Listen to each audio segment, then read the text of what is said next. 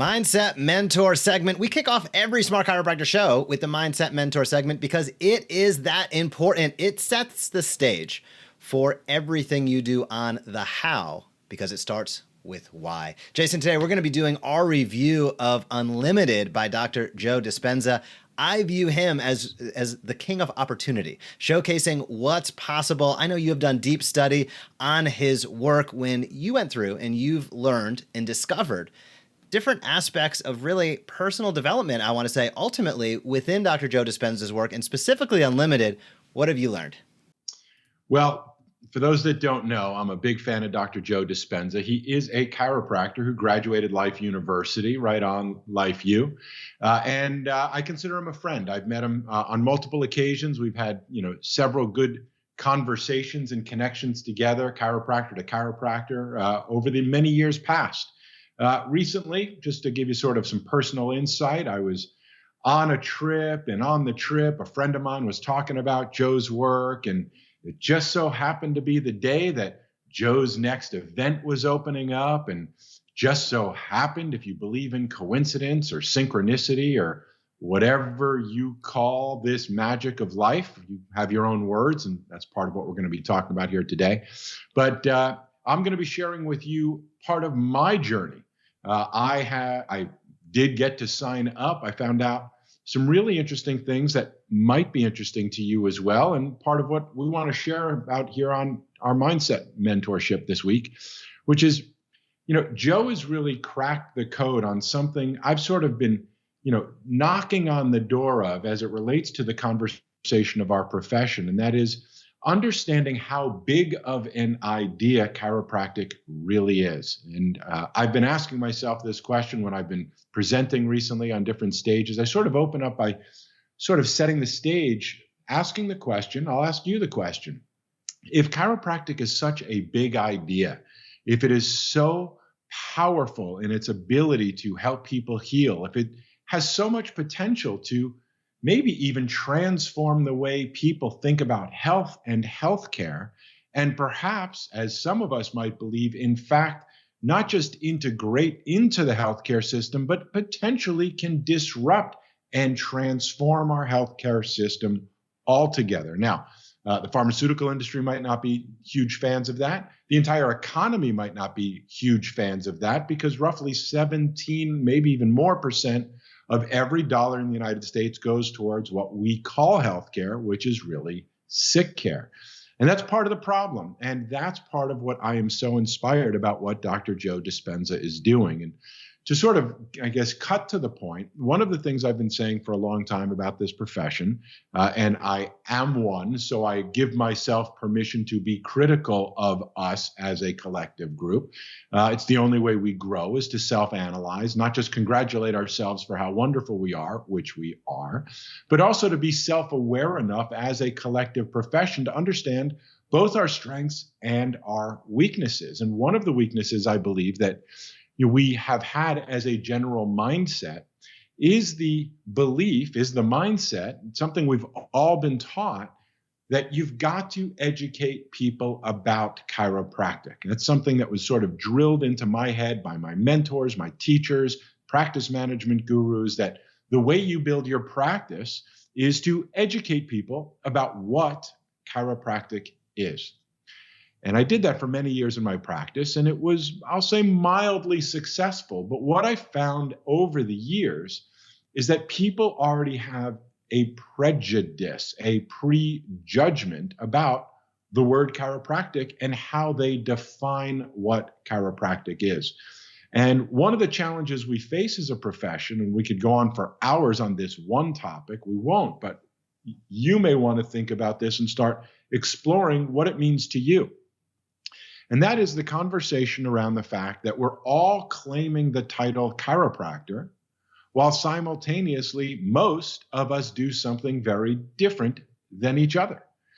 And using the title chiropractor, just like a lawyer would use the word lawyer or a medical doctor might use the term doctor, is not descriptive enough for people to raise their hands and go, I want you as my doctor, as my lawyer, as my chiropractor. When we just stick to, here's what chiropractic is. It's the equivalent of a lawyer saying, here's what the law is. Here's what medicine is. But none of those things go deep enough as descriptors to help understand what type of lawyer you are or what type of doctor you are. And so it leaves the public very confused. In fact, it leaves them unable to make a really good decision about who they should choose as their chiropractor. Let me make the point really clear, and then we'll get back to Joe's work because it's really what I want to focus on. The point is this. If I lined up 10 chiropractors in a line against a wall, and I asked you, a chiropractor, maybe you work at a chiropractor's office, you're an office manager or CA, but you're knowledgeable about what chiropractic is and how it works, my question for you is, would you be able to choose which of the 10 chiropractors standing in front of you is the right chiropractor for you, just knowing they're all chiropractors? And the answer is no.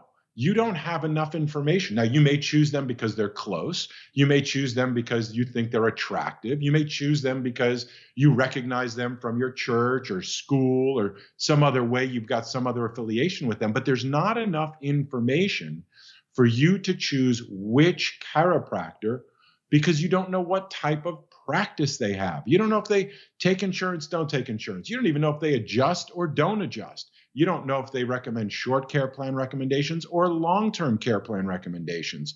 There's not enough information. What does that have to do with Dr. Joe Dispenza's work? Joe's work, which I'm going to continue to share over time. I'm going through the work myself, and I'll share it with you as I'm going through what I'm learning.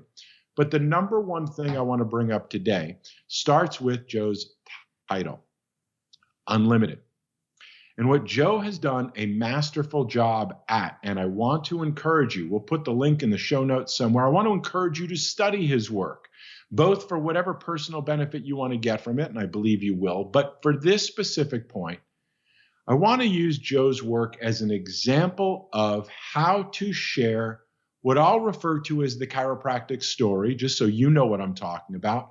But what the world now understands is how life works, more specifically, how our brain functions and works, and even more specifically, how understanding, learning, applying the principles of how your brain works can actually help you feel unlimited.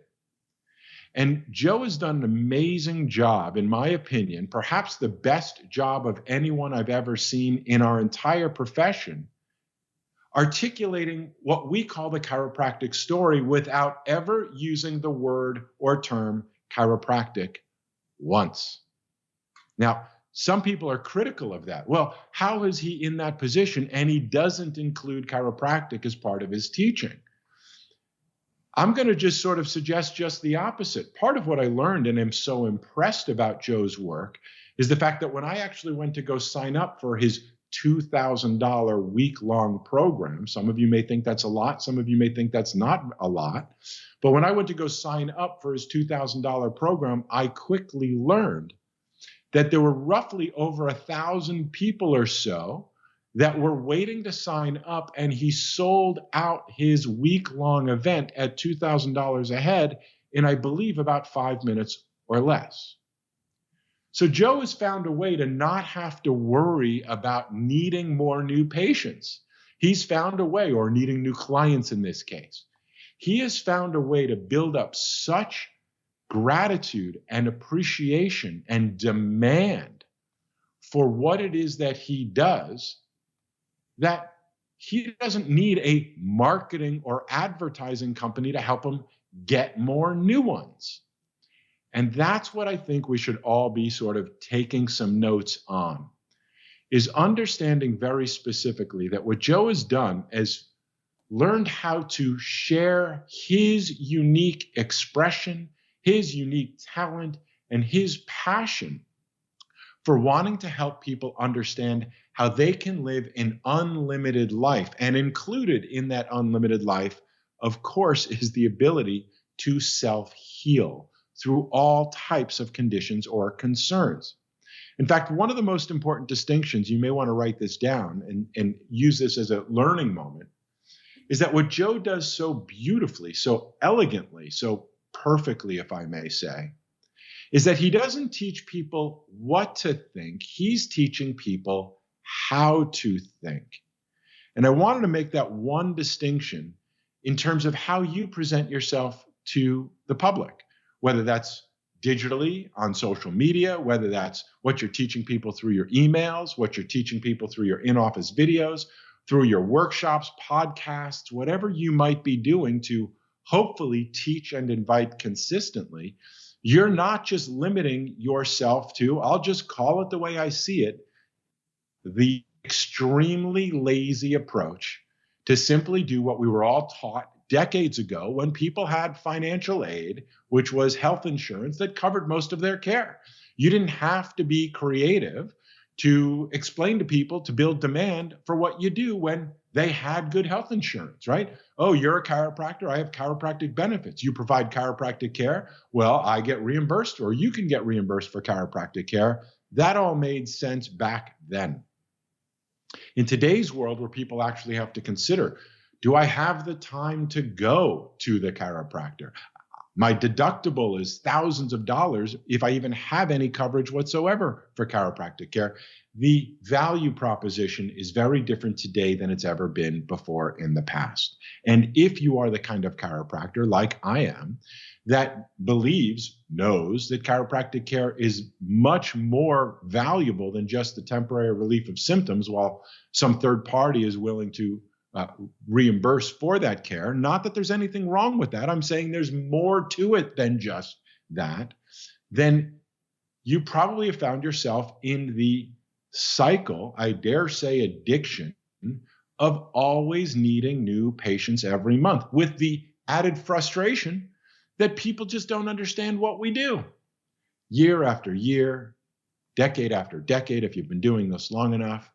And really, to summarize, what we've come down to is that that's actually a reflection of us collectively as a profession.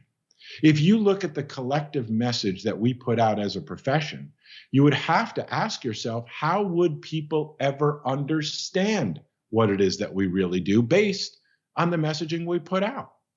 We've created the self-fulfilling prophecy that we put out a message that people want to hear, which is typically temporary pain relief if all insurance is covered, while simultaneously hoping people will understand that there's more to it than just temporary pain relief and we'll take your insurance.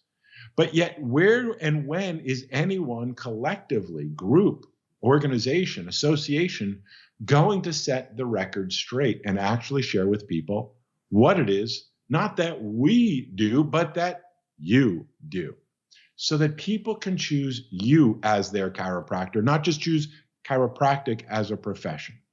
We've gone terribly wrong over the decades. What has worked in the past is not necessarily working now and in the future the same way.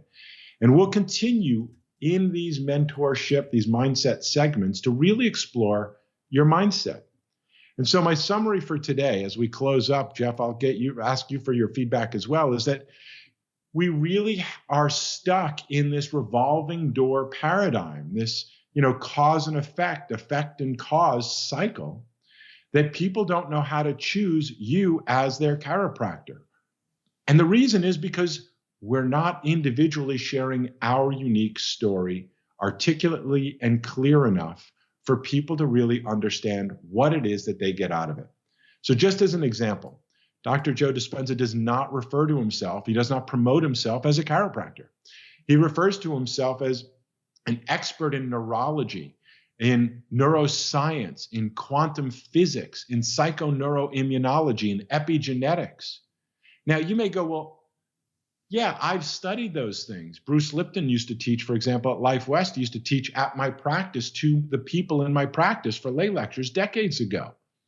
Because when people learn about the power they have, not the power you have, but the power they have to heal themselves, when they recognize that they're capable of self-healing at a much higher level than they are right now, when they realize that they have the power to heal themselves by understanding how to use their brain and neurology to self-heal and improve their life in every aspect, then the only question most of them therefore ask is one simple question: how do I do that?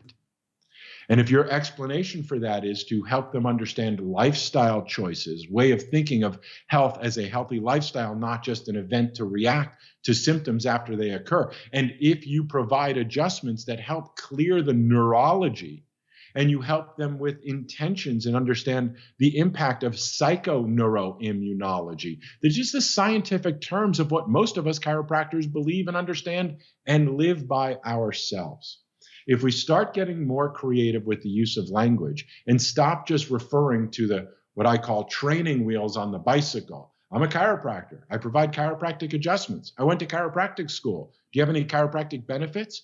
If you stop using the word chiropractic in every sentence or almost every sentence, and you start really teaching people about themselves and the power they have to heal themselves and create the life and lifestyle that they want to have, and you are a guide and a vehicle to help them get and achieve their goals, you're going to start seeing very different responses, and you'll start attracting very different types of clients to come see you. And they won't be the kind that go, "What do you mean you don't take my insurance? You mean I have to pay for some?